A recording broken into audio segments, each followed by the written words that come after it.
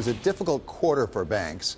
Tidjane, given that the markets have had plenty of time to prepare for a rate hike, what fallout do you anticipate? And I have to say, I think you've already indicated some of this. Do you think that there will be fallout?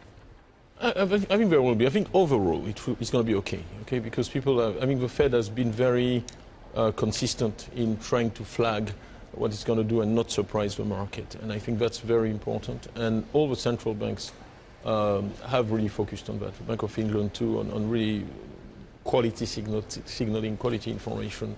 I think in September was a bit of a surprise, but since then the statements that have come out are very clear. And I think today most participants expect something to happen around December. The key element is not to surprise markets. But if you take the example of the Swiss franc, what happened in January, what you discover when there is everybody gets into the same trade. And because there is structurally a bit less liquidity in markets, you get days like October 15 when the 10-year Treasury moved by more than 10 standard deviations. You get days like the Swiss franc goes, suddenly the market dries up.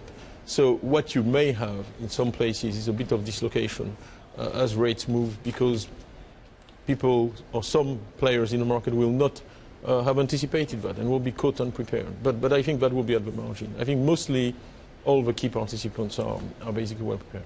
Tidjane, how concerned are you about emerging markets and the fallout? Meaning that, we'll see outflows in emerging markets. It's still tough for emerging markets, and this is exactly the region in the world where you want to hire and find advisors in a downturn. Absolutely. I think it's like the rest of the world. You have to have a long-term strategy. If you step back and you think about emerging markets, the story is a story about productivity of labor. It's the infusion of modern technology in low productivity environments that drive economic growth and demography. And none of that is going to change in the medium term. For me, the growth potential is intact. As a business person, I see it as an opportunity. I don't like the periods where every time you're in a situation in an emerging market, there are 10 Western companies competing, because everybody is excited about emerging market growth. I'm actually quite pleased that it's slowing down a little bit, because it will differentiate between people who have a long-term strategy in those markets and those who don't. And we believe in those markets. We believe that this is a time to invest, which is part of why we're coming out with this growth plan in a period of slowdown. It's going to be actually, paradoxically, more easy to achieve. Really? Why? When you think about emerging markets and the global sell-off, and you mentioned liquidity, many of these billionaires, their assets are illiquid. And let's say those assets are backed by oil plantations. Let's say they're backed by commodities that they can't get out of, and if commodities continue to slide, well, then you're not necessarily in a great business. There is a problem, effectively, because a lot of, and I think that's been emphasized by the central banks, a lot of companies in emerging markets have borrowed in dollars, using the low interest rate environment. That's still at the margin. If you look at the big, important economies like Indonesia, 252 million people, $800, $900 billion of GDP. They have a huge domestic market. You have the same thing in India. You have the same thing in China.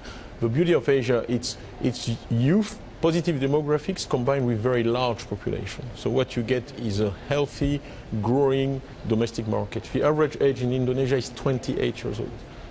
Matt, Tidjane's taking us to Indonesia. Why don't you take us to the terminal? You know what? I will take us to Indonesia in the Bloomberg terminal. Bloomberg Intelligence put together a really cool heat map that shows the sensitivity of these Asian countries to a U.S. rate hike. So least risky in green, most risky in red. It's more of a mauve, actually, on this screen. But you can see that China and Indonesia aren't quite as sensitive as Thailand and Indonesia. And then Australia, obviously, the most sensitive, I'm assuming, because it's a big commodities producer. See, Tidjane, you're wondering, you're saying, why is my Bloomberg bill so high? Look at that great stuff. Amazing. Very impressive, very impressive. And I think it's correct, but you have to distinguish between short-term flows and long-term flows of capital.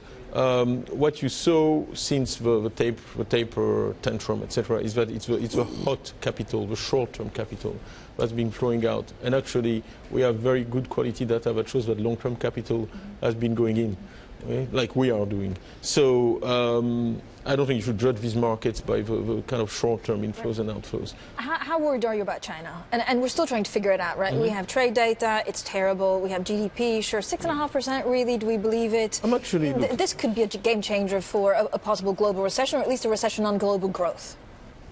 I think you have to look at what the Chinese leadership says. You saw that they moved from the one-child policy to they removed the one-child policy. That's a very important change for China. They talked about promoting health insurance and pensions. That's vital. The reason why the savings rate is 50% in China is that there is no social safety net. People save because they have to, not because they want to. So the only way to drive consumption is to put in place a proper safety net. Okay? What I like about China is that generally the policy response is correct.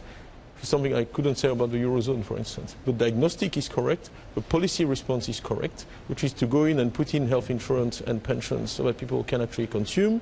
The policy response of shifting from an investment, export-driven growth to consumption is correct. So it's an execution challenge, but at least they have the right policies. You saw the stimuli coming out of the central bank to prime the economies. We're seeing more and more research saying that actually the right policy for China may be following the Fed to zero-bound rates. This, again, would be a vastly different world we would look at if PBOC would have 0% interest rates. It is, but think about, again, back to what I was saying about productivity. This generation, I went to China the first time in 1984, okay? So that's 31 years ago, and I don't know anybody who's been to China then who's not a China boo.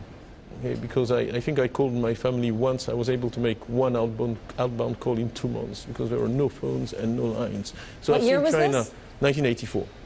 And you couldn't get off the train. So I've seen China go from that to where it is today. I've seen the whole journey, and it's extraordinary. This generation of Chinese is the best educated ever. You know, what you're going to get in the next generation, you've had a quantitative growth argument where people were moving from the countryside to the cities and that driving economic growth. Now you're going to have a qualitative growth argument where the quality of human capital that you are working with is significantly higher. Okay, these kids are wired, they're connected to the world, to the internet, they're hyper-educated, they're open, and that's a huge bonus for China, which I think the world is not taking into account. So, and I actually welcome the slowdown. China was not going to grow at 10% forever. The market told itself a narrative that is simply not true. I welcome the adjustment of expectations about China because it creates a healthy foundation on which to build. The fact that now people are accepting that China will probably grow between 4 and 6%, for me is actually healthy because it resets expectations at a reasonable level.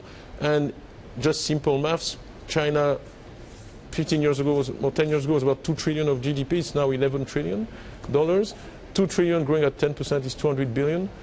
11 trillion growing at 5% is 500 billion. So you also need to, But a bigger risk. This is why I don't really like percentages because they can be very misleading. It's always good after all that to go back to absolute quantities, and the contribution of China to the world economy remains very, very material. So going from China back to Europe, we want to include the audience in this discussion. It's too good to exclude them. We have a Twitter user that asks, what about the euro versus the US dollar? Are we going to parity? I am always very reluctant, as one knows, to make any forward-looking statement. Because, look, for just especially currencies, I think it's the most difficult financial to trade. I mean, the cemeteries are full of, where you have the biggest disruption suddenly, because everything is in a currency. The macro, the micro, the politics, the world. And I think long-term predictions in terms of currencies are very risky. So I'm going to take a pass on this one. I want to talk strategy for a moment. You're coming in from the outside.